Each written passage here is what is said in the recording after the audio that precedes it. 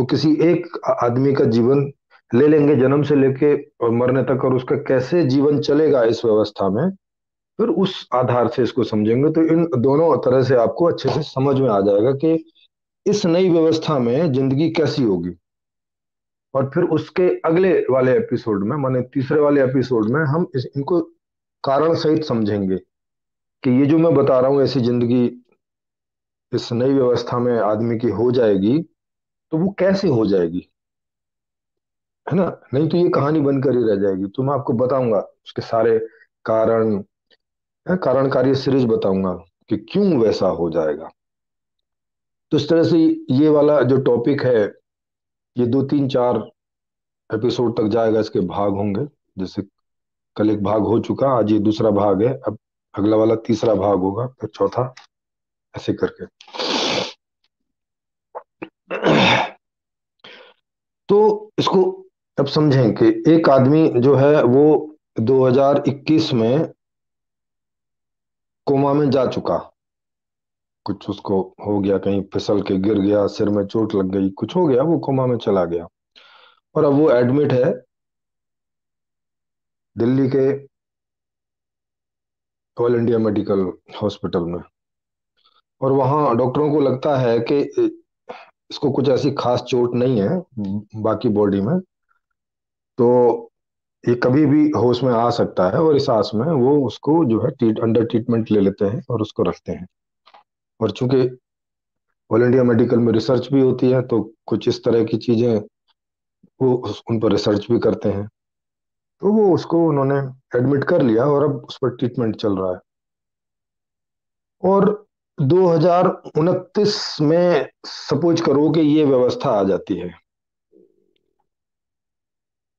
और अगले 3 से 5 साल में इसका ट्रांजिशन फेज पूरा हो जाता है। माने ये व्यवस्था पूरी तरह से नई व्यवस्था में शिफ्ट हो जाती है, ट्रांसफर हो जाती है पूरी तरह से।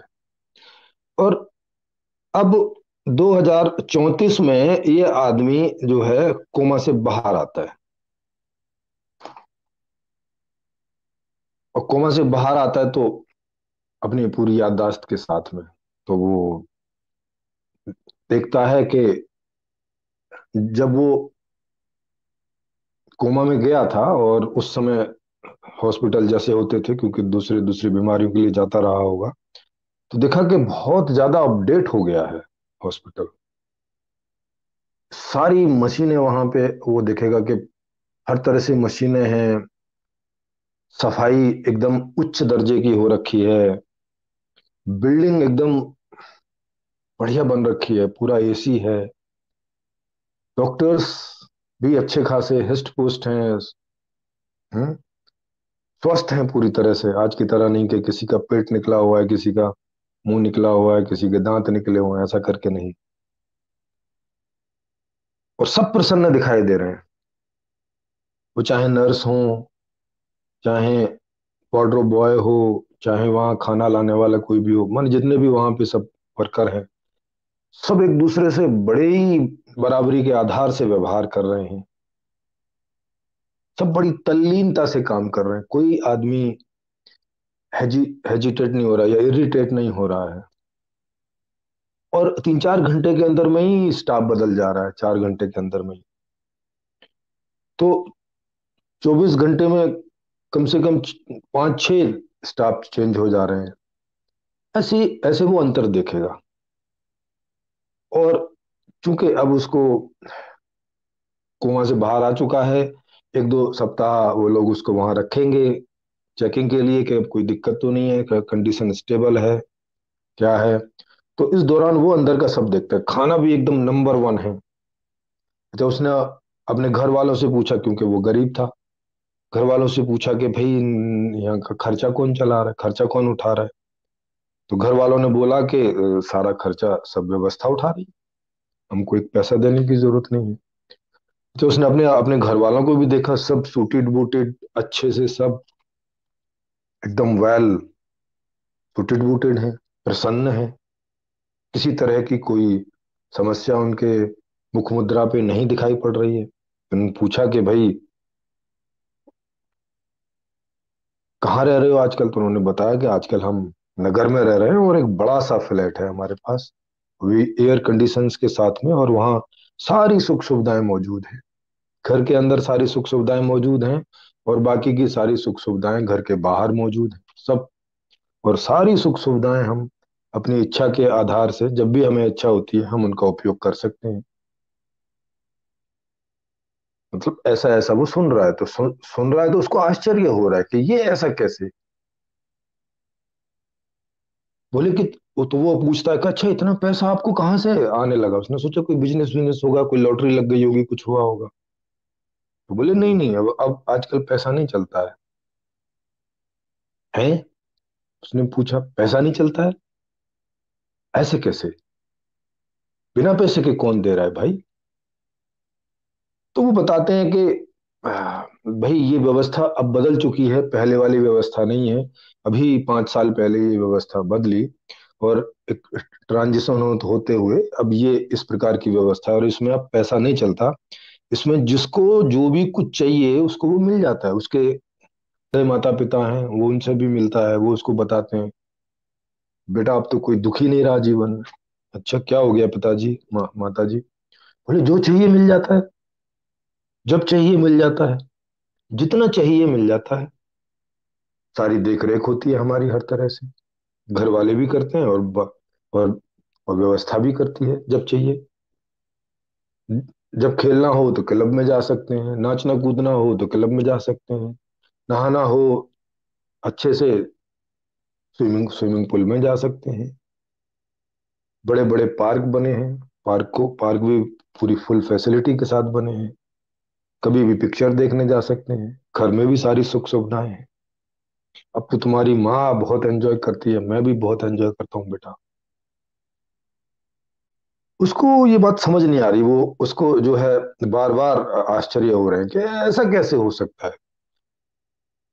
जब वो कोमा में जाने की पहले की स्थिति देखता देखता है, गरीबी थी। सरकार जो 2-3 रुपए किलो चावल, 2 रुपए किलो गेहूं, उसका उनका वो बना हुआ था ration card, below poverty line थे वो, उस पर जिंदा थे सब लोग। मुश्किल से घर का खर्च चलता था, खांसी हो जाए तो दवाई मुश्किल होती थी।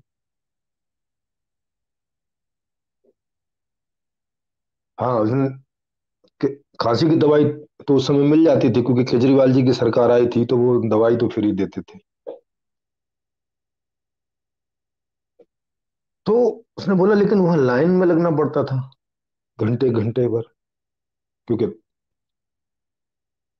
जो मोहल्ला क्लिनिक है वो भी जनसंख्या के आधार से कम थे।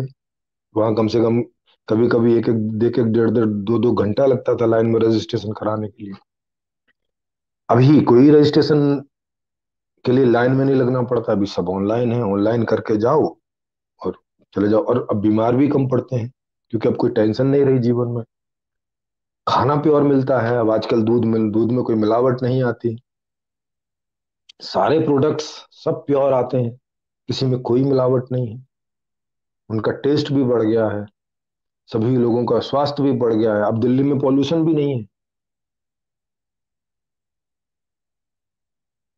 वो बोलता है ये सब कैसे चेंज हो गया इतना, मतलब ऐसे क्या हो गया, किसने ऐसी जादू की छड़ी घुमा दी क्या, क्या हो गया ऐसा। क्योंकि सवाल उठना स्वाभाविक है, इतना सब कुछ चेंज देखेगा आदमी, जब कोमा से बाहर आएगा तो उसको ये सवाल उठेगा कि उस समय नेता लोग इतना बोलते थे कि हम 2-2 करोड़ की, 2-2 करोड़ रोजगार पैदा करेंगे, ये करेंगे, इतने सारे वादे करते थे और कुछ भी वादे पूरे नहीं कर पाते थे। अचानक ऐसा क्या हो गया। वो कह रहे हैं पैसा भी नहीं है व्यवस्था में, और बिना पैसे के सब चल रहा है, ऐसे कैसे।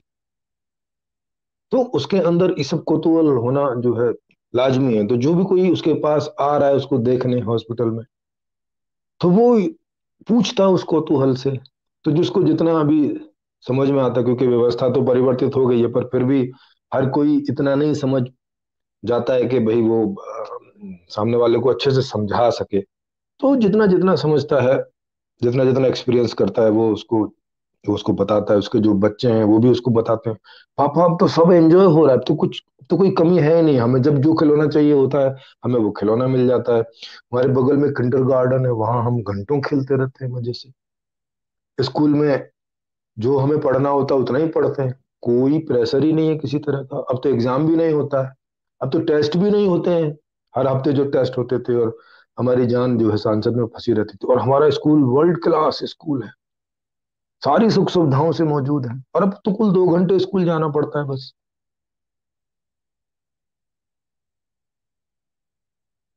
तो वो बोला कि अच्छा, तो अगर तुम पढ़ोगे लिखोगे नहीं तो फिर डॉक्टर आईएएस ये कैसे बनोगे? बोला अब कोई डॉक्टर आईएएस ये सब का कोई चक्कर नहीं है। अब आप अपनी मर्जी से जॉब करो, जो आपको जॉब करने में अच्छा लगता है वो करो, उसमें भी सब कुछ मिलेगा।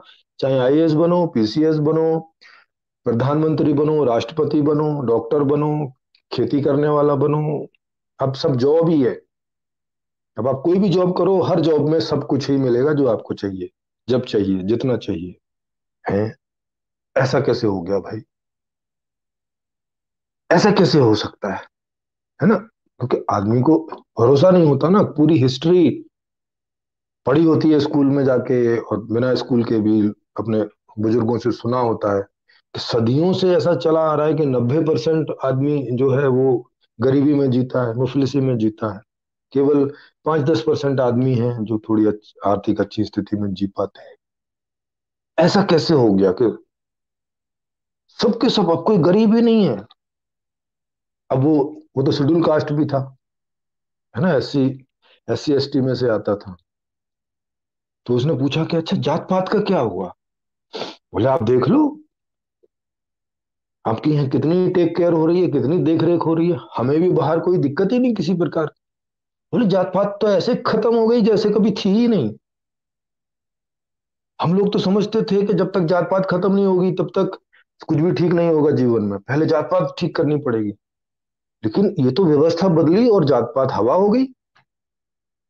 अच्छा, भाई धर्म का क्या हुआ? मंदिर मस्जिद सब, उनका क्या हुआ?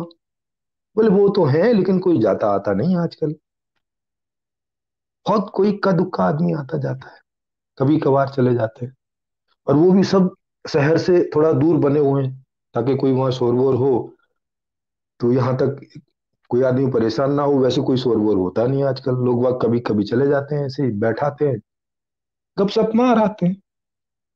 वहां भी सब चाय पानी की सब व्यवस्था है, बुजुर्ग लोग या कोई भी लोग वहां जाते हैं, बैठते हैं, वहां लाइब्रेरी भी है, पुस्तक पुस्तक जो पढ़ना है पढ़ते हैं, सुनना है सुनते हैं, एंजॉय करते हैं और चले आते हैं।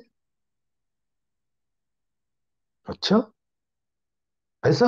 हाँ, जिनको मस्जिद में जाना हो वो मस्जिद में चले जाते हैं, जिनको मंदिर में जाना हो मंदिर में चले जाते हैं, जिनको चर्च में जाना हो चर्च में चले जाते हैं, जिनको गुरुद्वारे में जाना हो गुरुद्वारे में चले जाते हैं। बोले तो फिर वो मंदिर मंदिर गुरुद्वारे ये चलते कैसे हैं? मतलब अब पैसा तो है नहीं है तो दान तो कोई देता नहीं होगा, तो अभी चलते कैसे? उसकी जरूरत ही नहीं है। अब सबको सब कुछ मिलता है, किसी को किसी से दान लेने की जरूरत नहीं है। अब वो दान वाले समय लग गए कि दया करो, दान करो, ये धर्म के लक्षण है ना। ये तो बड़ा बढ़िया वाला धर्म है, जिसमें न दया की जरूरत है, न दान की जरूरत है, न करुणा की जरूरत है, कुछ है ही नहीं इनकी जरूरत। अच्छा, ऐसा? ये कैसी व्यवस्था है भाई? अब बोले ये सब सबको अपने आप हो गया ये। तो वो बोला लेकिन लोग तो बड़े बड़े खराब थे, इतने बड़े बड़े क्रिमिनल्स थे, लोग दिन में पता नहीं कितनी दफा झूठ बोलते थे, क्राइम होते थे। बोले अब कोई क्राइम होता ही नहीं, बोले पुलिस भी नहीं है, पुलिस की जरूरत ही नहीं है अब। है? हाँ, कोई झूठ ही नहीं बोलता। अच्छा, आदमी कैसे सुधर गए भाई? ये तो सदियों से सारे संत महात्मा मुल्ला पादरी, कुरान बाइबल वेद, ये तो सब हमको ये बताते चले आ रहे हैं कि देवता होते हैं, शैतान होते हैं, राक्षस होते हैं, मनुष्य होते हैं, इतने तरह के आदमी होते हैं। उनका क्या हुआ? वो कहाँ गए सब? बोले कहीं नहीं गए, यही आदमी थे, और खराब व्यवस्था के कारण ही ऐसे सब बने हुए थे।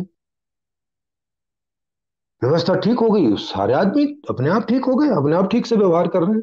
अब कोई झूठ भी नहीं बोलता एक दूसरे से, कोई ईर्ष्या भी नहीं करता, कोई शत्रुता भी नहीं करता।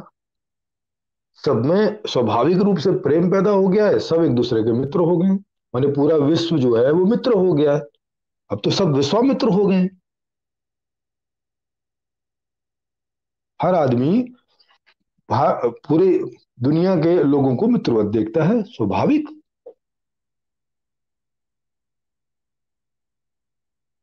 है।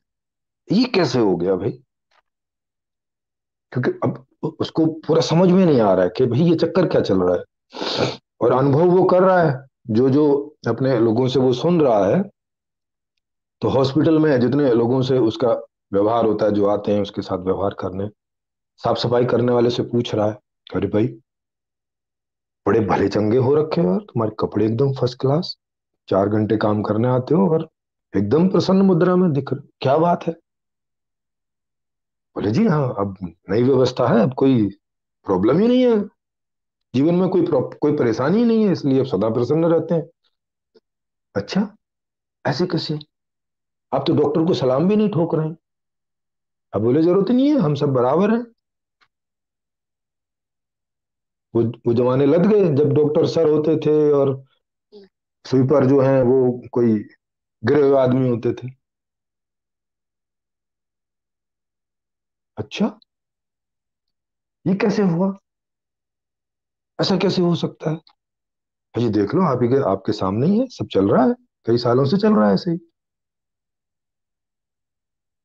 डॉक्टर से पूछता वो कि डॉक्टर साहब आपको कोई दिक्कत नहीं होती, इन स्वीपर ये स्वीपर आते हैं, आपको सलाम नहीं ठोकते, यस सर नहीं करते, डरते नहीं है कि डॉक्टर ने कोई उनके खिलाफ कोई वो कर दी, कंप्लेंट कर दी तो उनकी नौकरी चली जाएगी?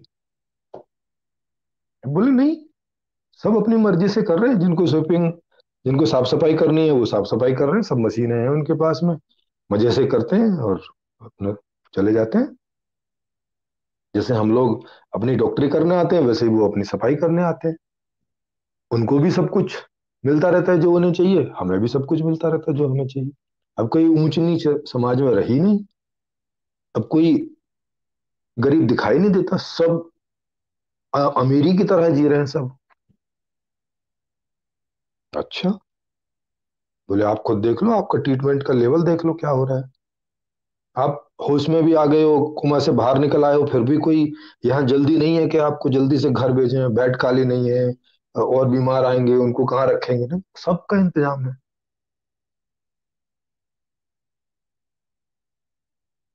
जो उसके लिए खाना लेके आता, उसको देखते बड़ा साफ सुद्ध है, बड़ा हिष्ट पुष्ट है, बड़ा ही प्रसन्न चित्त है, खाना भी बड़ा टेस्टी था। पहले हॉस्पिटल में जब वो भर्ती हुआ करता था तो दाल का पानी सा ऐसा मिलता था कि उसमें दाल ढूंढे नहीं मिलती थी। चपाती में जो है वो पतली पतली सी चपाती होती थी कागज जैसी, और वो भी उसमें चिपका रहता था।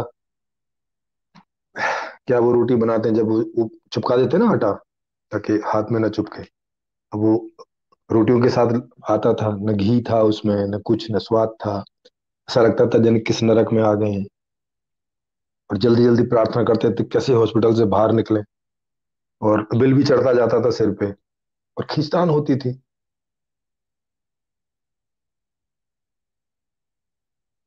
तो उसने देखा ये तो सब कुछ बदलता जा रहा है, चक्कर क्या है भाई? हम्म, ये हो क्या रहा है? देखा, उसने पूछा कुक से, भाई जो खाना लेकर आया था, वेटर, यार आप बड़े प्रसन्नचित्त दिखाई दे रहे हो, पहले जब हम हॉस्पिटल में रहते थे तो सब शिकायत से ही भरे रहते थे, खाना भी बेकार होता है, आजकल तो खाना भी बड़ा टेस्टी है, और जो बोलते हैं वही खाना आ जाता है। पहले तो हॉस्पिटल में जो बोलते थे वो नहीं आता था, जो आता था वही खाना पड़ता था। अब तो मैं देख रहा हूँ कि यहाँ पे हम कई सारे मरीज हैं, और जो मरीज जिस खाने की इच्छा करता है वही खाना आता है उसके लिए। ये कैसे हो रहा है सब? तो बोले भाई जी, व्यवस्था बदल चुकी है, और अब व्यवस्था आदमी के हिसाब से होती है। अब ऐसा नहीं है कि व्यवस्था है और आदमी को व्यवस्था के हिसाब से सेट होना है ना। अब व्यवस्था आदमी के हिसाब से सेट होती है सर। वो उसको सर बोल रहे हैं। वहां देखा कि सब आदमी एक दूसरे को सम्मानीय भाषा में बोल रहे हैं। डॉक्टर स्वीपर को सर बोल रहा है, स्वीपर डॉक्टर को सर कह के बोल रहा है, सर या श्रीमान जी, अपने अपने लैंग्वेज में जो भी बोले। सब बड़े मित्रवत व्यवहार कर रहे हैं। कोई ऐसा भेदभाव दिख ही नहीं रहा है। हाँ भाई साहब, अब कोई भेदभाव नहीं है, आप कहीं भी चले जाइए, सब बराबरी से दिख रहे हैं। सब। बोले और उन किसानों का क्या हुआ जो वहां बैठे हुए थे दिल्ली में, धरना देके कि 3 कृषि बिल वापस करो और एमएसपी का बिल बनाओ और ये करो, उनका क्या हुआ? अब बोले अब उनकी जरूरत ही नहीं है। उस बिल उनकी। अब तो कानून हमारे हाथ में है, हम जब चाहें जिस कानून को हटाएं और जब चाहें जिस कानून को बनाएं। अब जनता के हाथ में है। 24 घंटे संविधान जनता के हाथ में रहता है कि उन्हें जब उसमें कोई भी बदलाव करना हो कर लें और जब ना करना हो ना करें। अब नेताओं के हाथ में कुछ नहीं है। बोले अच्छा, ऐसे कैसे हो गया? अब बोले ऐसी ही है नई व्यवस्था।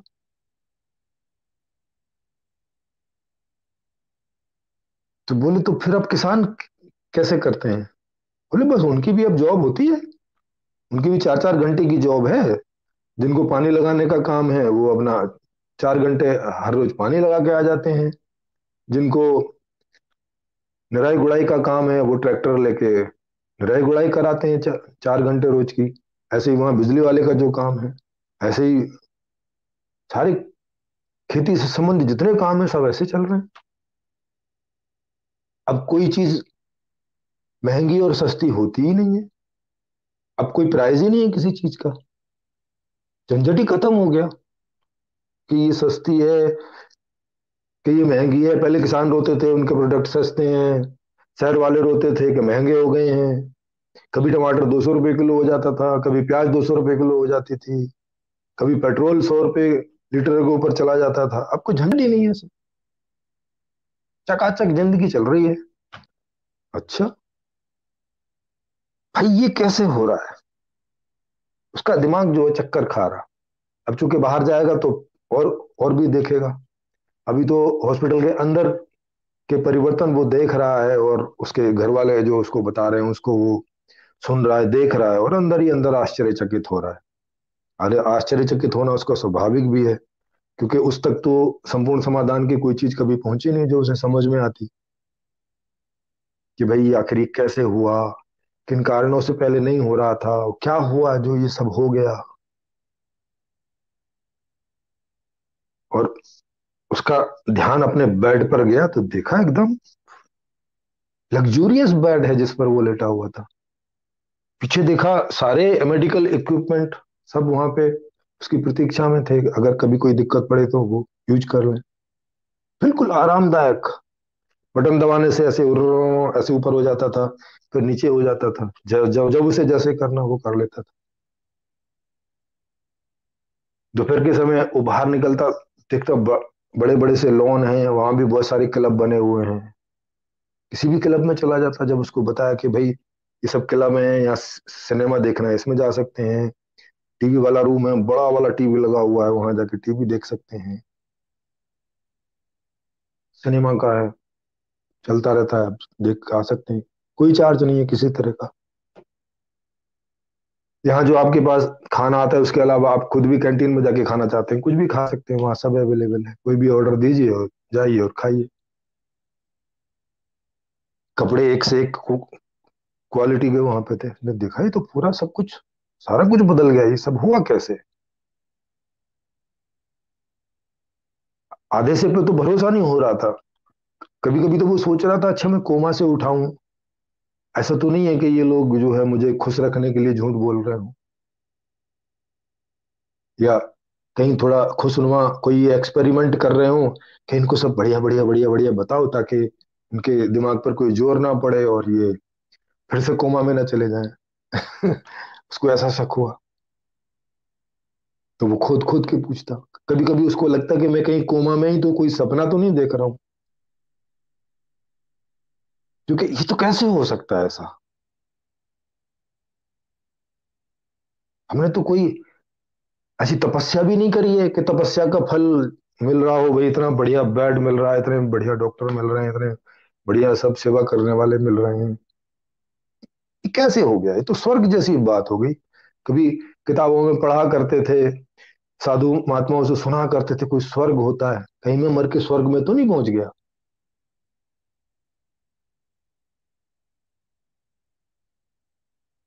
तो जो लोग इस चैनल को सुन रहे हैं, अगर उन्हें अच्छा लगे तो वो इसको शेयर करें, लाइक करें और सब्सक्राइब करें। क्योंकि बहुत सारे लोग देखते हैं कि सब्सक्रिप्शन थोड़े हैं तो उनको लगता है कि अच्छा ऐसे ही कुछ होगा, कंटेंट हल्का फुल्का, मतलब इससे वो आइडिया लगाते हैं, अंदाजा लगाते हैं। तो अगर ज्यादा सब्सक्रिप्शन होंगे, ज्यादा लाइक्स होंगे, तो उन्हें फिर इच्छा होती है कि अच्छा इसमें कुछ होगा। तो वो फिर देखते हैं तो फिर उन्हें पता चलता है, नहीं तो वो फिर देखते ही नहीं। देखते हैं कि कम सब्सक्रिप्शन है, कम लाइक हैं, कम शेयर है। इस आधार से भी कई लोग क्योंकि भाई सबके पास समय कम होता है, तो कोई ना कोई तरीका सब लोग अपने जीवन में लगाते हैं कि जिससे वो अपना समय वेस्ट करने से बचे रहें।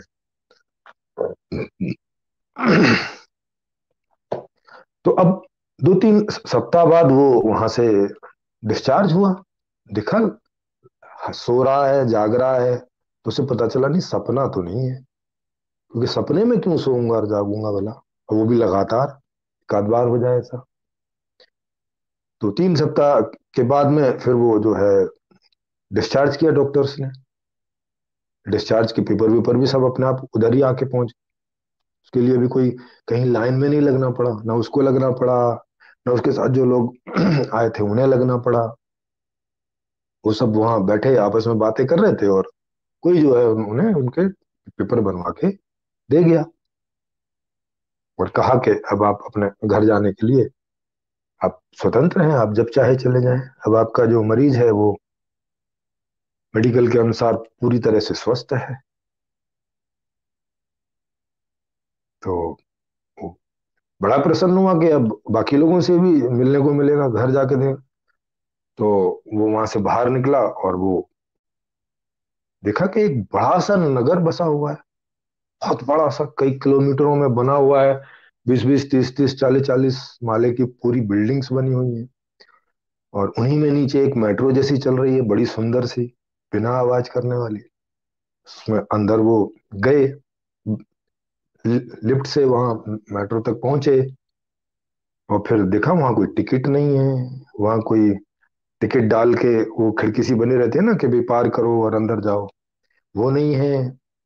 कोई आदमी को चेक करने वाला कोई आदमी नहीं था कि भी चेक करे कोई बम तो नहीं लेके जा रहा है अंदर, कोई हथियार तो नहीं लेके जा रहा है अंदर, मास्क लगाया हुआ है कि, कोई आदमी नहीं था, न कोई टिकट विंडो थी। बस ऐसे गए नीचे, और वहां जाके थोड़ी सी देर वेट किया होगा, मेट्रो आ गई, बड़ी सुंदर सी मेट्रो। मेट्रो आ गई तो उसमें उसका उसका दरवाजा खुला, और वो अंदर अंदर बैठे तो देखा बड़ी सुंदर सीटें लगी हुई, और एक भी आदमी खड़ा हुआ नहीं मिला।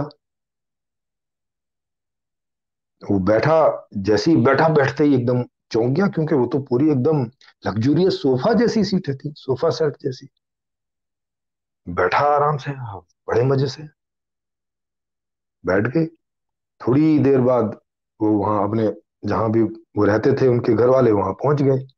वहां से बाहर निकले, फिर वहां सब सपाचट मैदान, वहां कोई चेक करने वाला नहीं, कोई टीटी नहीं कि टिकट लिया कि नहीं लिया,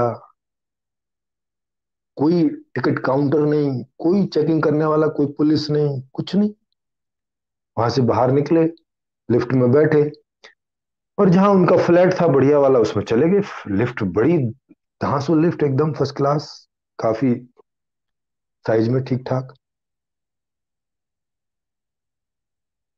घर का जो है डोरबेल उन्होंने बजाया, देखा बढ़िया शानदार दरवाजा है, उसके बाहर सारे इक्विपमेंट सब लगे हैं। रास्ते में देखता जा रहा था, एकदम बढ़िया सब, अच्छी वायरिंग, अच्छा सब कुछ,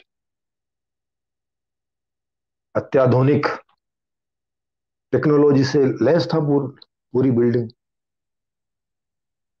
सब चारों तरफ देख रहा था, सब कोई प्रसन्न थे। एक आदमी उसको नहीं मिला वहां से यहाँ तक जिसके चेहरे पे जरा भी सिकन हो, जरा भी कोई फ्यूचर इनसिक्योरिटी हो, कोई भविष्य की चिंता हो, कोई वर्तमान की चिंता हो, सब कुछ। और जब मेट्रो में था तो वहां पे हर एक डिब्बे में, जिस डिब्बे में वो बैठा था वहां पे देखा, वहां पे सब कुछ रखा हुआ है। कोल्ड ड्रिंक्स रखी हैं, पानी रखा है, जब जिसको चाहिए ले लीजिए। कोई पैसा नहीं, कुछ नहीं, सारी फैसिलिटीज वहां पे रखी थी।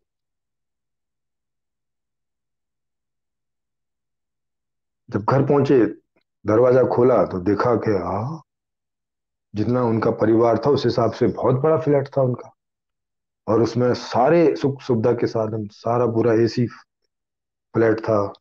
बड़े बड़े टीवी थे, पर्सनल कमरों में छोटे छोटे टीवी थे, मतलब अच्छे खासे बड़े आज के हिसाब से देखें तो। सोफा सेट बढ़िया, बड़ा डाइनिंग रूम, बड़ा गेस्ट रूम, नहाने के लिए अच्छा खासा बड़ा टब, सारी फैसिलिटीज। उसने पूछा इसका कोई हमें, कोई बिजली का बिल, कुछ किराया, इसका तो बहुत किराया वगैरह जाता हो। बोले नहीं, कुछ नहीं जाता, सब ऐसे ही मिला हुआ है।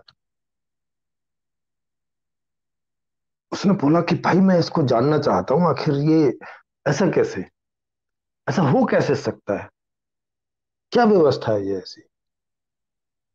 तो बोले कोई मुश्किल काम नहीं है, ये लो। व्यवस्था समझाने के लिए पहले बहुत सारी ऑडियो वीडियो सब बनाई थी, देख लो, इंटरनेट पे पड़ी है ये। तो उसको, उसने अपना टीवी ऑन किया और देखना शुरू किया। तब उसने देखा, आओ संपूर्ण समाधान व्यवस्था है कोई।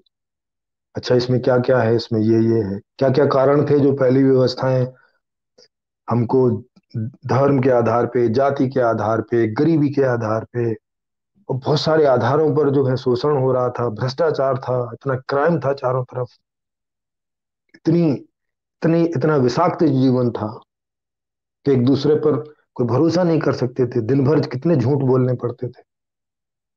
सब कुछ बदल गया। और इसके लिए ना कोई ध्यान किया किसी ने, इसके लिए ना कोई, किसी ने कोई मेडिटेशन किया, ना कोई प्रार्थना की किसी ईश्वर अल्लाह ताला से, ना इसके लिए कोई, किसी ने कथाएं सुनी, ना मोटिवेशनल स्पीकर्स की बातें सुनी। बस उधर व्यवस्था बदली और इधर आदमी अपने आप बदल गया, खुद ही, बिना किसी एफर्ट के। बल्कि यूं कहना ज्यादा अच्छा होगा कि आदमी था ही ऐसा जैसा अब वो देख रहा है नई व्यवस्था में। खराब व्यवस्था में आदमी बदला हुआ था, अब वो अपनी मूल अवस्था में आ गया है। अब वो देख रहा है कोई आदमी कुछ भी इकट्ठा नहीं कर रहा है। जब घर पहुंचा तो सबने उनको ये सब, जब उसने इंटरनेट पे ये सब देख लिया और फिर उसने ऐसा अपने अपने अपने बच्चों से, अपने माता पिता से डिटेल में पूछा कि क्या ऐसा सच में हो रहा है। बोले हाँ, ऐसा ही हो रहा है सच। तब जाके वहां पर वो एक आध महीना जिया तो उसे भरोसा हुआ। पहले तो उसे भरोसा ही नहीं हो रहा, उसे लग रहा था अच्छा 2 4 दिन ऐसा चलेगा, फिर वहीं सब ढक के तीन पात हो जाएंगे। बोला नहीं, ऐसा कई सालों से चल रहा है, लोग बोले। उसने भी 1 महीना, 2 महीना, 4 महीना, 5 महीना देखा, उसको भी भरोसा हो गया। बोले अब तो भाई ठीक है, तो सब बढ़िया, अब तो ये व्यवस्था ऐसे ही चलेगी। ना बच्चों को कोई कोई प्रॉब्लम है, ना जॉब करने वालों को कोई समस्या है, ना जॉब करने के बाद में जब रिटायर हो जाते हैं ना उनको कोई समस्या, सब कुछ अवेलेबल है, ऐसी जिंदगी चल रही। तो ये मैंने आज आपको स्टोरी के द्वारा एक ऐसा दृश्य, ऐसी कल्पना रखने की आपके सामने मैंने ये प्रयास किया है इन 40 मिनट में, जिससे आप थोड़ा अपने अंदर विजुलाइज कर पाए कि जब ये व्यवस्था स्टेब्लिश हो जाएगी तो इसमें आदमी कैसे जी रहा होगा। तो चूंकि आज का ये छोटा ही है तो अब आपको कोई सवाल पूछने तो पूछें। नेक्स्ट वाले में और मैं इसको और थोड़ा सा डिटेल में करके आप आपको इसके बारे में रखने की कोशिश करूंगा कि